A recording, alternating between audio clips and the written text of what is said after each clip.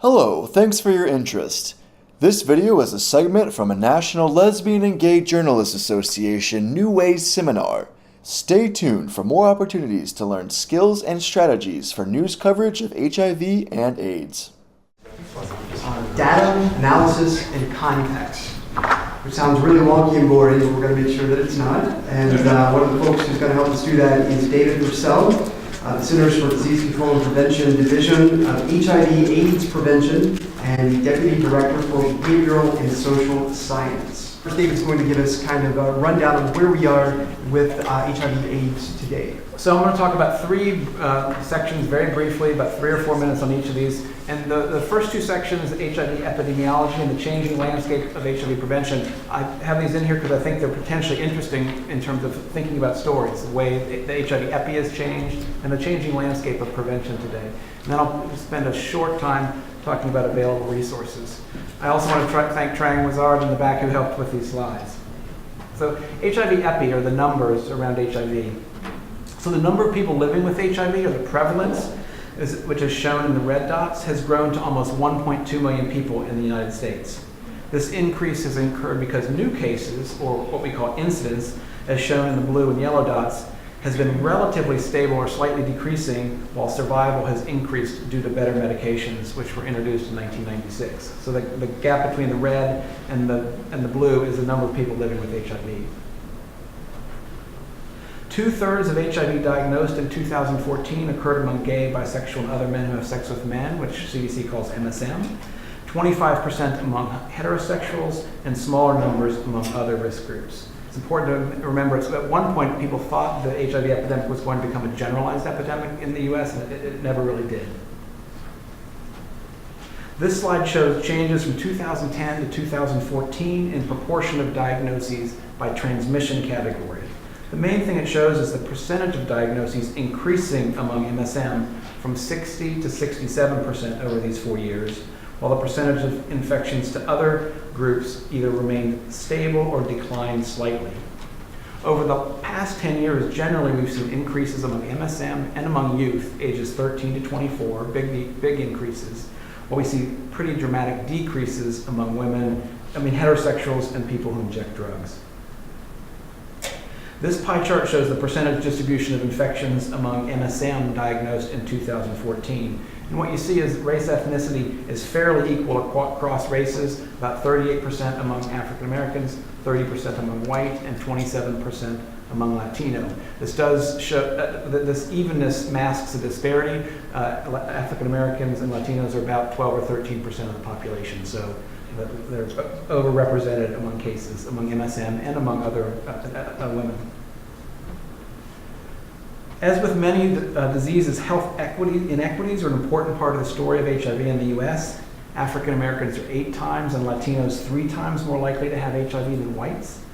And research shows us that HIV prevalence is associated with population density, region of residence, poverty, education, employment, and homelessness. And the prevalence of HIV among MSM is at least 40 times the HIV prevalence of other men or of women. Although transgender persons are a small proportion of the epidemic, important to note they're disproportionately affected by HIV. Meta-analyses that combine data from a lot of different studies found high rates of HIV among transgender women. In addition, studies show that African American transgender women have particularly high rates of existing infection as well as undiagnosed infection. This is a high-need community due to complex social determinants of health, in addition to high levels of stigma, discrimination, and provider insensitivity in many communities in the US. Finally, for this epidemiology section, I want to talk about a CDC study that was released just last week at the CROI conference in Boston that received a lot of press coverage, but also raised concern about the complexity of the message and also possible stigmatization of Black MSM.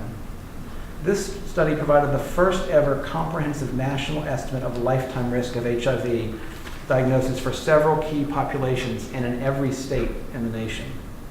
Overall, the likelihood that any American would be diagnosed with HIV at any point during their life is 1 in 99. Despite overall progress, this study revealed stark disparities. This was an improvement from our last study in 2004-2005, showing a 1 in 78 risk. So it's decreased from 1 in 99 to 1 in 78 overall for the average American. The top bars show that despite this progress, the study reveals stark disparities. Gay bisexual men continue to be most affected by HIV in the US. At current rates, 1 in 6 gay or bisexual men will be diagnosed with HIV in their lifetime, making them 79 times more likely than heterosexual men to be diagnosed. People who inject drugs are also at increased risk. So while gay and bisexual men have overall higher lifetime risks of diagnosis, that varies considerably by race, as shown in the bottom chart. At current rates, 1 in 2 African American MSM, 1 in 4 Hispanic MSM will be diagnosed with HIV in their lifetime, compared to 1 in 11 white MSM. Issues raised with our media office over the last 10 days were concerns that the public did not really understand lifetime risk, was the first concern, and then 2, that people really believed that half of black gay men were currently infected, didn't understand that was a potential, which led to stigmatization by others and hopelessness among black men. This slide shows the lifetime risk data by state. We're right in the middle of where things are bad. People living in the South are more likely to be diagnosed with HIV over the course of their life than people in other parts of the country for a lot of various reasons that we can talk about if we have time. So now shifting away from the epi to the changing landscape of HIV prevention. One of the really exciting things about HIV prevention in the last 5 years have been all the amazing changes. But it also makes it a little bit hard to keep up with if you're not embedded right in the midst of HIV.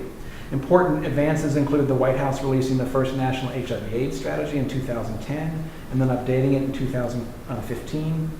The White House also launched the National HIV Care Continuum Initiative in 2013, which probably doesn't mean a lot to you, but it really focuses on increased finding cases of HIV who are not diagnosed, linking them to medical care, keeping people in care and taking their medications, and ultimately achieving viral suppression or getting people to have an undetectable viral load, which is our goal. There have also been amazing scientific breakthroughs that HIV medications dramatically improve health and actually reduce transmission of HIV to partners by up to 96%. That HIV can be very effective at preventing HIV among HIV negative persons who take HIV medications, which is called PrEP, or pre-exposure prophylaxis. And we've also had testing advances, allowing for earlier detection of HIV and allowing for testing to be easier. For example, an over-the-counter oral test was recently approved and is available in drugstores. The ACA has also expanded, which provides health coverage to thousands with HIV and millions at risk of HIV, except not in the South, of course.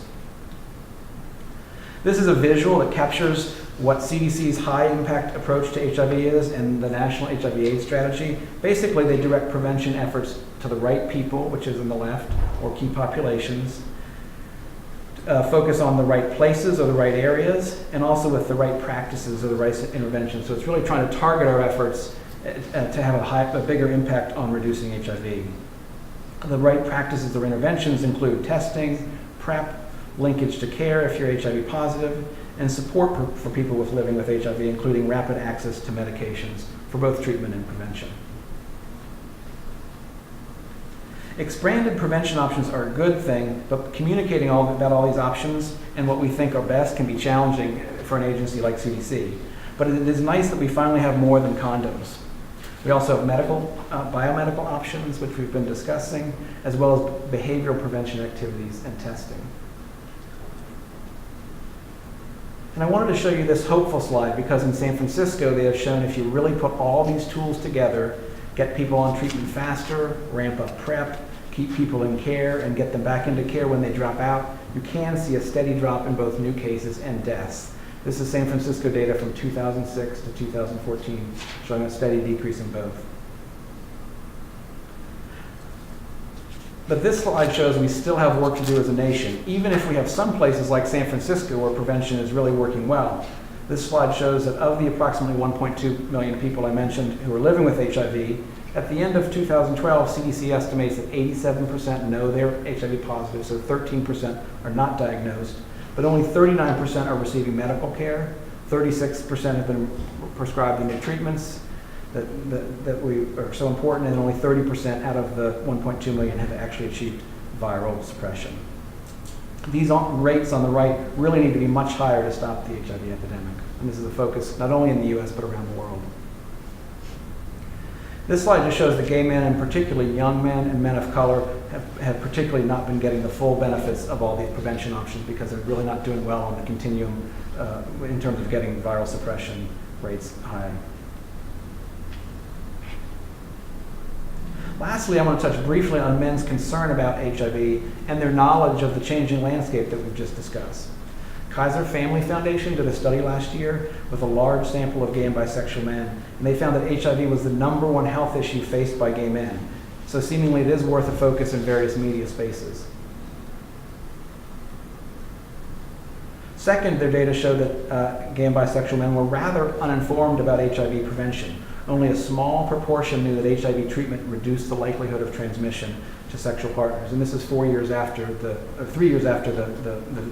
discovery and all the media around that important finding. And finally, most knew nothing or only a very little bit about PrEP. Now, this study was done a year and a half ago, so I hope these numbers are better, and we have some data that shows they are. As PrEP has become more common in the general press, gay press, and blogs, and some dating apps that are commonly used by men now allow for men to indicate that they're on PrEP by clicking on a button, or men can add text to their profiles on their own. So finally, just a few slides on the available resources from CDC. First, Act Against AIDS is a multifaceted national campaign, health campaign effort to refocus attention in the US on HIV and AIDS.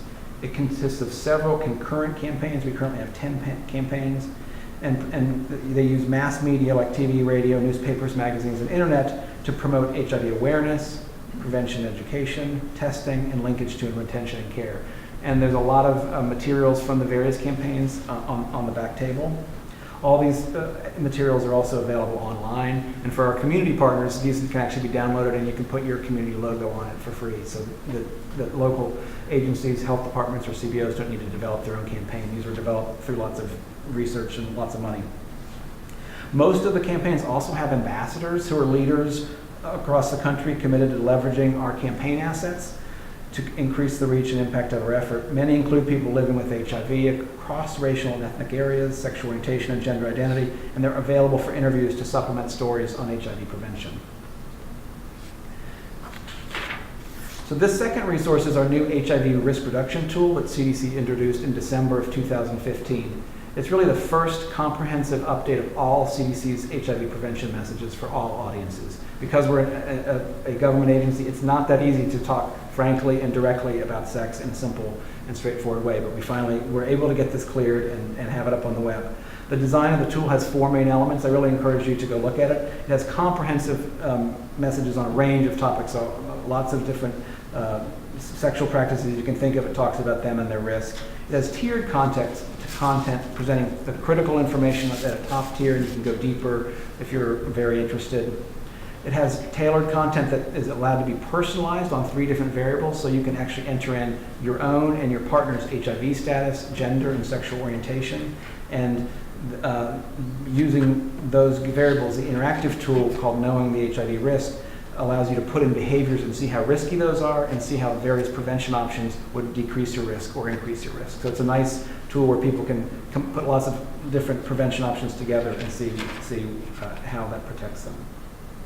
Third, we have our Atlas, which has more than 10 years of data on HIV, hepatitis, TB, STD, and STDs for a total of 15 disease variables. It's both a visualization tool and a data tool, so you can print out maps for the whole US or for states, or you can actually get data tables. Users can see data for the nation, the states and territories, the counties by demographics, and you can look at trends over time, create unique tables. So it's a really cool little tool. And lastly, CDC currently supports 12 awareness days. Around each of these days, we release updated materials on our website. And on some of these days, we also have specific data releases, often in the MMWR, which Charles mentioned. or media statements to support the day. So we have a suite of media materials that are available, particularly for the bigger days like HIV testing days. We hope that you will reach out to us if you ever need any of these resources to support your work on HIV prevention, and we're really here to help. So thank you. David, if you'd like to have a seat, and we would like to bring up Emory Kennedy from the AIDS Healthcare Foundation. He is the Southern Bureau Regional Director of Communications and Community Engagement. I think we all need bigger titles. All right, so David, I want to just touch on something you gave in your presentation. You kept saying not in the South, not in the South. The South is different. And we hear Atlanta as an epicenter of HIV, new infections, and the epidemic. What is distinctive about this region? That's a great question. I think that there's not only the history, but also the infrastructure, the health infrastructure is just not there. So the fact that we see a lot better outcomes in the states that have expanded the ACA across all disease areas. And the health departments aren't as strong. It's a challenging environment. The state governments don't like to give a lot of money. These tend to be the states that give no state money to HIV prevention, so all their money comes from CDC. So all the states in the north and in the west, they get money from the state legislature, they get money from their city council, they get money from the CDC, so they're able to do a lot more and have just different ways of doing things that are just more effective. And Amara, as someone who's kind of boots on the ground here in Atlanta, tell us what the epidemic is like today. So it's interesting, David, I appreciate what you shared, because it really validates a lot of what we see going on in the southern communities. And then let me first do a bit of a buffer that I started with HF only about a month and a half ago. So I don't want to fool anybody that I'm the HIV/AIDS expert, but I have been engaged in the work around being on the board and advisory board with AIDS Atlanta here locally.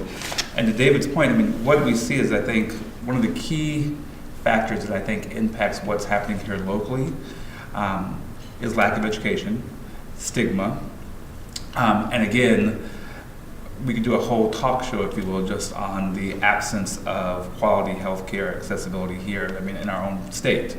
And so I think what we're seeing is that a combination of all of that mixed into one is what has propelled the HIV rates in those key communities that David mentioned, the Black MSMs and so forth. When you look at the data today, where do you see it going in the near future? As far as new infection rates, deaths due to HIV/AIDS? Well, the trend over the last 10 years both have been down. So the new diagnoses are down, deaths overall are down, but we're concerned that we see youth increasing, and MSM, and particularly Black MSM, were increasing rapidly for about 5 years, and that's leveled off a little bit, but we're seeing current increases among Hispanic MSM. So, and feeling like we may not have great outreach or community-based organizations that support those communities specifically. That's pretty heavy. How do you deal with something like that? Well, I mean, it is heavy. We work to try to shift funding to meet the epidemic. So the way CDC funds, we fund in cycles, and our funding opportunities go to support gaps we see, but we fund every state health department in the country in 9 large cities, and so that they're able to more nimbly move their resources towards issues that are, all these issues are basically local issues. CDC is this big overarching umbrella, and the state health departments really manage how they deal with that locally. How often do we, the media, get it wrong? Well, the recent release of the lifetime risk paper is one example. The AJC actually went back and changed their title. And catch folks up on this. Folks up on this who may not have seen the article or know what you're talking about. It was front page of the AJC last week or the week before, saying. So I showed you the lifetime rates data. On that data, their headline was "Rates soar among black men." Yeah. so not black MSM, and that data wasn't anything about rate soaring. That was about a potential risk. It was not a rates thing. So someone who had to smash the title in, I guess, they totally got the title wrong. They changed it in the online version after CDC complained. So it's hard, and I know they got a lot of feedback from that. But most of the time, we see fairly good reporting. It's the disconnect between the headlines and the reporting is sometimes frustrating, I think. But what about context? I mean, you all are data driven. You put out the numbers. How hard is it to kind of walk reporters into that context that's necessary to really understand the epidemic? I mean, it's hard. I mean, I know when I read media on other issues, I'm like, there must be more here. There must be more context I'm missing, because it's hard to make the stories fit. Like I just have a lot of questions around the stories. When I read the HIV stories, I know the context, but it's often hard to have all that information, I think, in a story, unless it's one of the longer stories, like the ones they have on the back table, where they do a nice job of really developing context.